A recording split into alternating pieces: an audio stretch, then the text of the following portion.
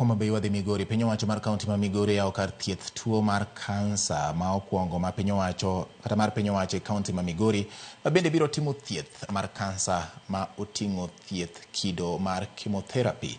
Jojuma nigi ler. Rem bedo kod kuonde mag thieth mar tuono mar kansa e kaonti ma Migori osebedo achiel kuom gigo mosemiyo thoth jogo modak kod tuo mar kansa bedo kod pek e yudo thieth e kaonti ma Migori.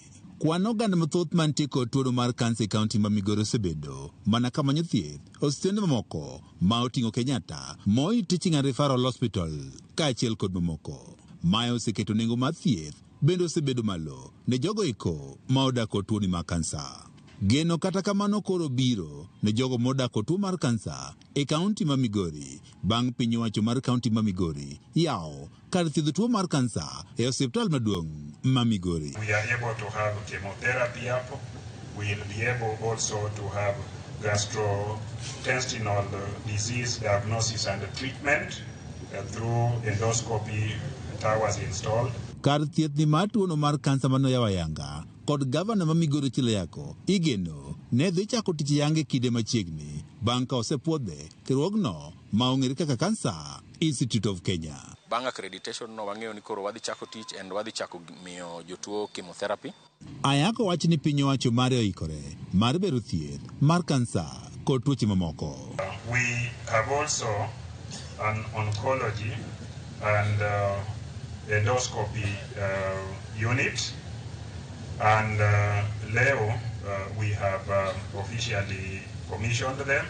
I am proud to say that these facilities are equipped. Kaunti ma Migori kuom higni machien osebedo mana ka nitiere kod kar rito jotuo mag kansa ma idendo kaka palliative care, ka gedo mar kar thieth ni nyiso ni pi mar kansa kod kata thieth mar kansa ma ong'ere kaka chemotherapy idhi tim e kaunti ma Migori. Wan gi pillars abich mar cancer care. Koro ne wan e pillar 1 ma wayudo ni en mar prevention gi early detection. Wasebedo kwa timo programs mang'eny mag chalo mag screening. Koro yawo endoscopy center ma koro wanyalo timo colonoscopy omedo wa mijingo kabisa nikech koro wabro yudo ka wanyalo reach ji mang'eny, and colonoscopy time oko kuch en gima very very expensive, and around 25, it's ranging from 20 to 30,000. Apisa ma ochune kedo kod tuo mar kansa e kaunti ma Migori Pololik wach ni kwan mag jogo eko magamo tuo mar kansa to ahinya mamako fuku mar nyodo kod mano mamako thuno osedhi malo.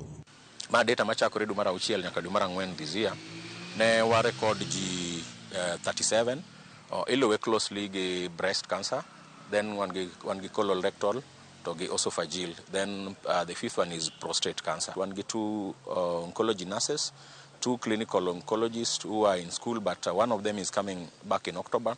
Another one will come back in around January. Oganda ojiw mondo koro rang kit ngima ma gidakie kod bende gidhi e pim mar tuo mar kansa e kinde ka kinde kaka moko kuom yorego ma kedo kod tuoni. Koro wakwajo wa mondo wuog oko for screening and early detection. Bidha mokwongo wa change lifestyle. Lifestyle here I mean changing our lifestyle from inactivity to being active and walking at least some distance per day.